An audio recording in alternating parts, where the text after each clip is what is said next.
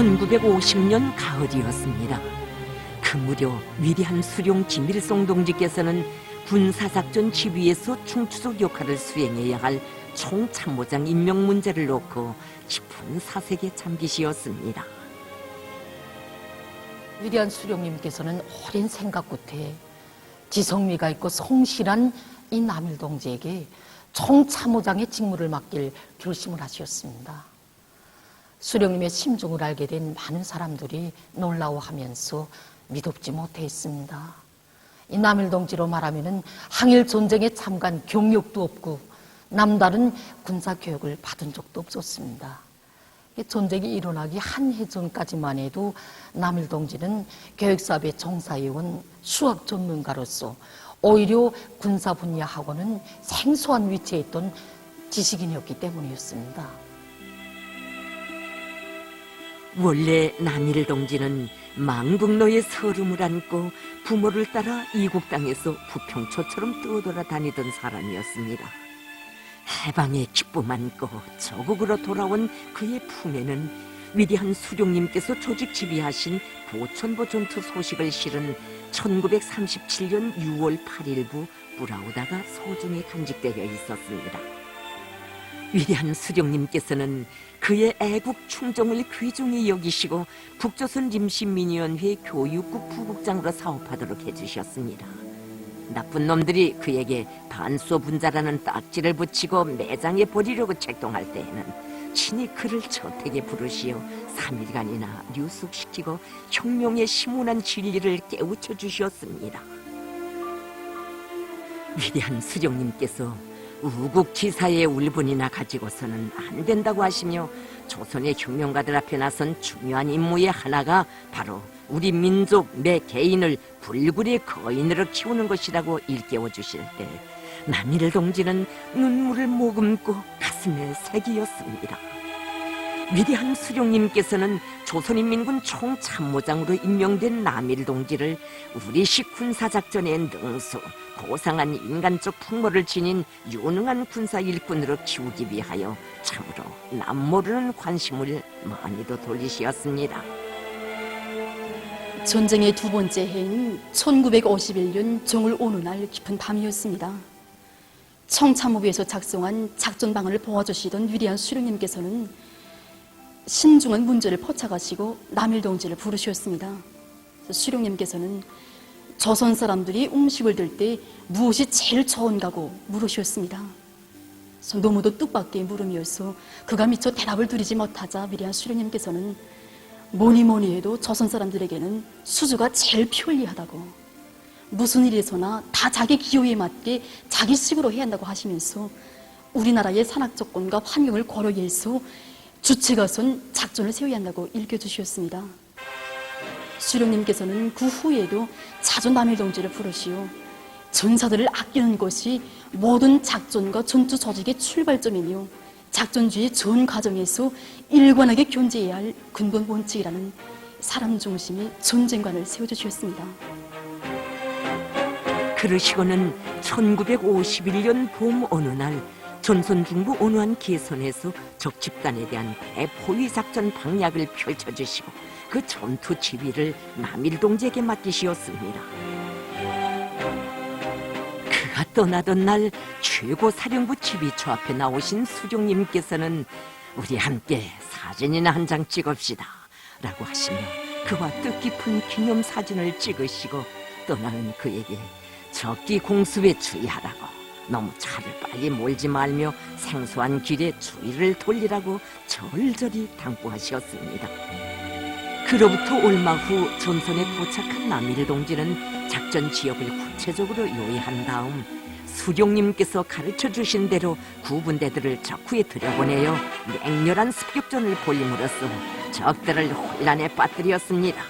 그리고 그 틈을 타서 재빨리 적 집단에 대한 포위환을 형성하고 적시적인 선멸전을 벌여 혁격한 전과를 거두었습니다.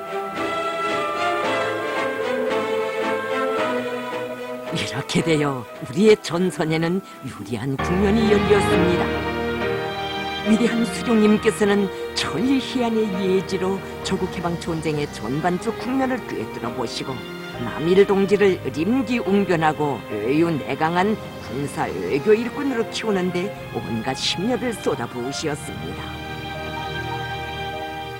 1951년 6월 말이었습니다. 세계는 충격적인 소식으로 끌어번졌습니다. 바로 한 해 전에 조선에 대한 침략 전쟁을 일으킨 미제가 우리 공화국에 정전 담판을 제기해왔기 때문이었습니다. 미국에 벌어질 정전 담판과 관련한 문제들을 구상하시면서 위대한 수령님께서는 정전 담판 우리 측 수석 대표로 누구를 파견하겠는가를 깊이 생각하시다 남일 동지를 우리 측 수석 대표로 정하시고 동해안의 한 부대에 내려가 전투를 지휘하고 있는 그를 최고 사령부로 부르시었습니다.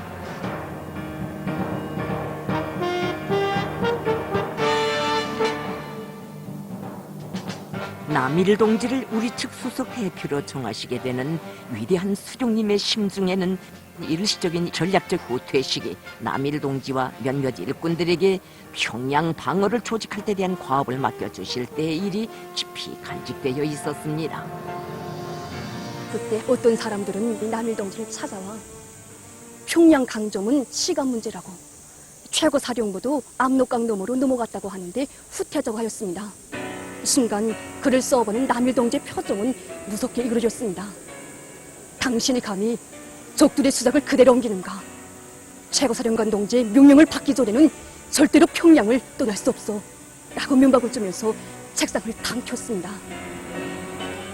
후에 위대한 수령님께서는 그때를 회고하시며 어떤 사람들은 그때 꽁무니를 사렸지만 남일동무는 마지막까지 평양에 남아서 방어조직을 하였다고 뜨겁게 말씀하셨습니다.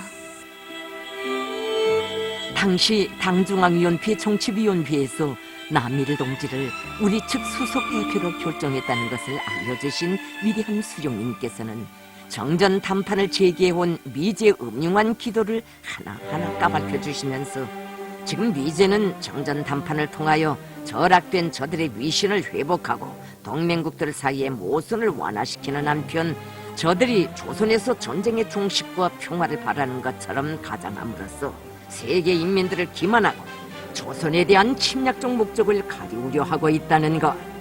미제가 흰기를 들고 정전 담판을 제기해온 것만큼 반대할 필요는 없다고. 우리는 정전을 해도 좋고 계속 전쟁을 해도 좋다는 우리 당의 입장을 명백히 밝혀야 한다고 교시하셨습니다. 그날 위대한 수령님의 교시를 받아하는 남일 동지의 온몸에서는 새 힘이 솟구치 올랐습니다.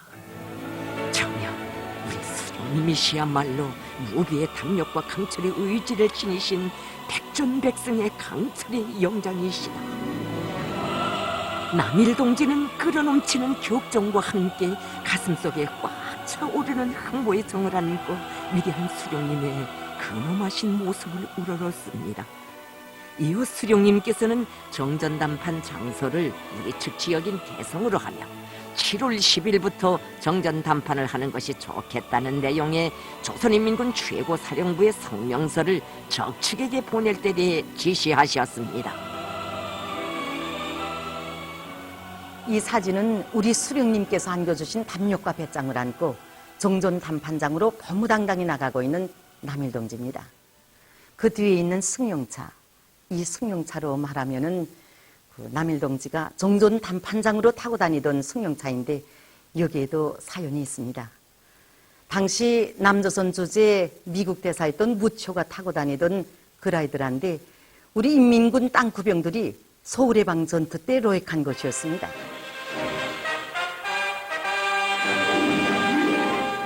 구월 중순경에 정전 담판장에 나가 있던 남일 동지를 부르신 위대한 수령님께서는 오늘부터 이 그라이드라 승용차를 타고 다니라고 하셨습니다.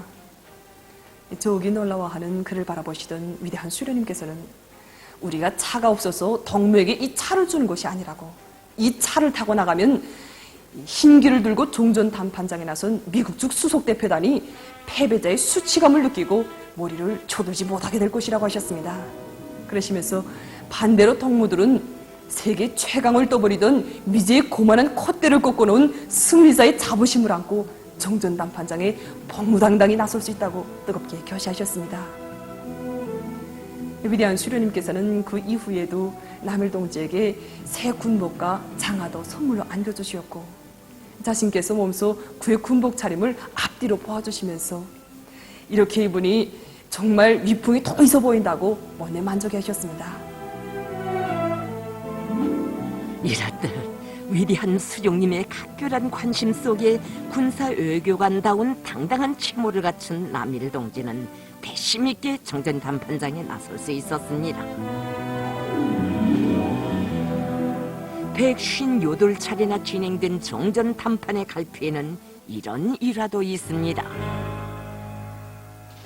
우리 미국인들은 물줄이를 쓰지 않습니다. 이렇게 좋은 담배에는 물줄이가 필요치 않으니까요. 한 대 피워보지 않겠습니까? 어디 한 대 피워봅시다. 담배 맛이 어떻습니까? 아마 귀축이의 담배 맛보다 훨씬 나을 겁니다. 여하튼 통쾌합니다. 그건 무슨 뜻인지요? 이보시오, 나야 지금 당신네 나라 미국을 태우고 있지 않습니까? 잠재적인 기지도 저절로 발현되는 것은 아닙니다.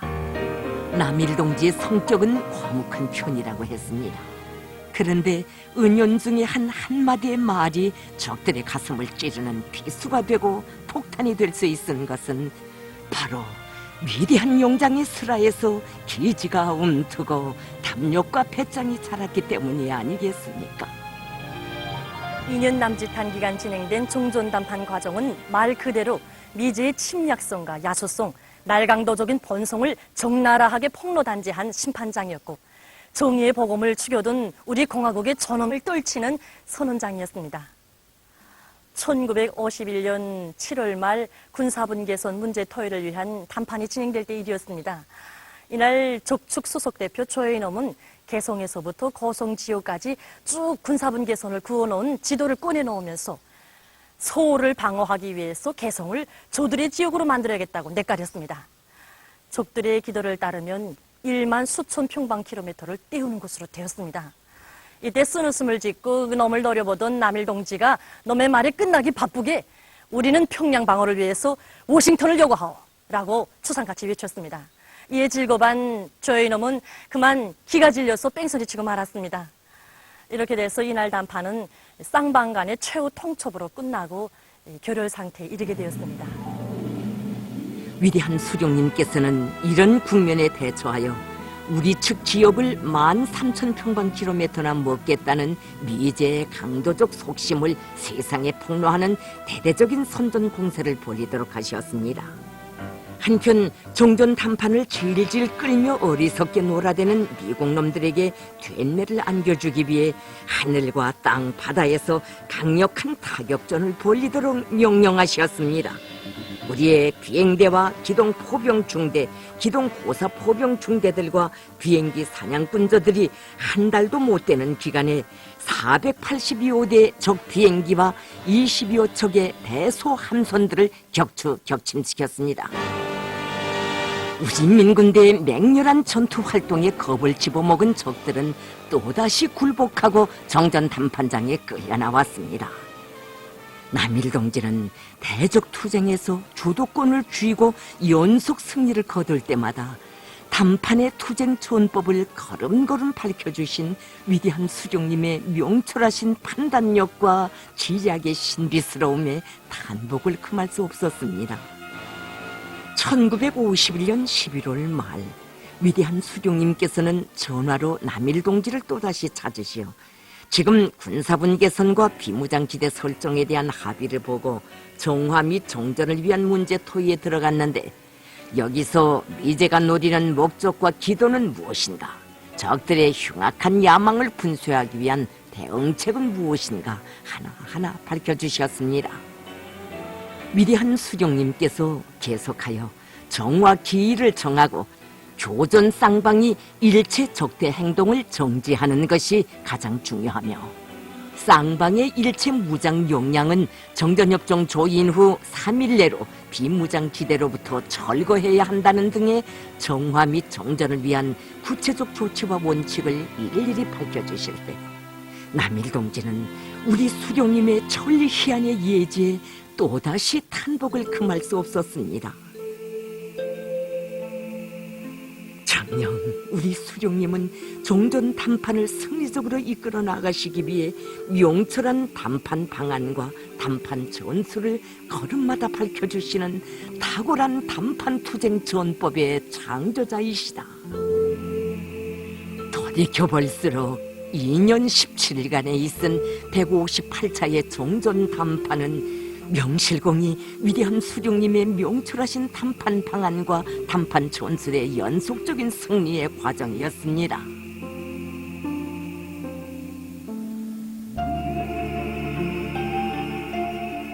위대한 수령님께서는 정전 담판장에서 미제와 싸우고 있는 남일 동지의 가족들을 잊지 않으시고 자주 그의 집을 찾으시어 생활의 구석구석을 보살펴 주시고 크나큰 믿음과 은총을 베푸시었습니다.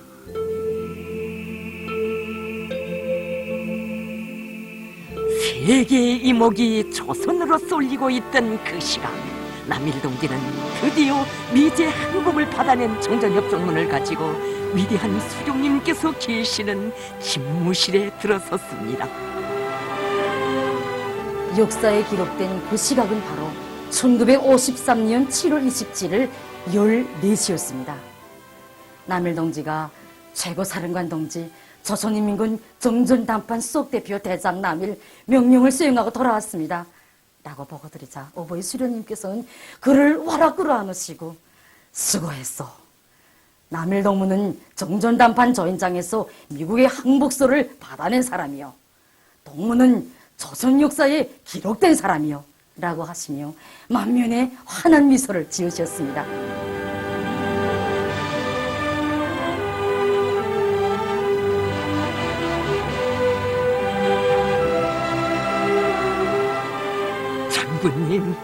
장군님이시야말로 한 세대 두 제국주의 강족을 때려눕힌 희세, 령장, 불세출의 영웅이십니다. 그때로부터 40여 년의 세월이 흘렀습니다. 1996년 11월 24일 판문점 종전 담판장을 찾으신 위대한 용도자 김성일 동지께서는 전시된 유물들과 자료들을 주의 깊게 돌아보시며 적들과 맞서 담판을 벌이고 있는 남일 동지의 사진을 한참 동안 바라보시다가 그가 우리 측 수석 대표로 활동하던 때의 일을 감회 깊이 회고하셨습니다. 위대한 장군님께서는 저희 할아버지가 조개방 전쟁 시기 인민군 청참모장으로 있을 때 미국 놈들과의 대적 언론전에서 위대한 수령님의 교수를 받들며 조선 사람의 본때를 보여준 데 대해서 높이 평가해 주셨습니다. 위대한 장군님께서는 2004년 12월 말에도 인민군 지성원들을 만나신 자리에서 수령님께서 조개방 전쟁 시기 저희 할아버지를 종전담판에 보내주신 데 대하여 또다시 추호하시면서 그것은 수령님께서 적들과의 대결이 힘의 대결이고 또 강한 군력에 의해서만 종전담판을 우리의 요구대로 결속할 수 있다는 것을 깊이 통찰하셨기 때문이었다고 교시하셨습니다. 위대한 장군님의 교시를 되새길 때마다 저는 우리의 청창후에 평화가 있다는 진리를 다시금 깊이 새기게 됩니다. 혁명은 한 세대에 끝나지 않으며 혁명의 세대는 바뀌어도 혁명의 간역은 절대로 변하지 않습니다. 저는 위대한 수령님께 무한히 충실하였던 할아버지, 아버지 세대들처럼 경의하는 최고사령관 김정은 동지를 위하여 한 목숨 바쳐 싸우겠다는 것을 굳게 결의합니다. 백도 영장들의 추억 속에 오늘도 1950년대의 총참모장 정전담판 우리 측 수석 대표로 영생의 언덕에 오른 남일 동지. 전화의 불길 속을 휘치온 그의 남다른 인생 행로는 오늘도 우리에게 이야기하고 있습니다. 수령의 믿음과 사랑 속에 오로지 수령의 사상과 배짱을 신념으로 살며 투쟁할 때 그의 삶은 당과 수령, 조국과 인민의 추억 속에 영원히 빛난다는 것을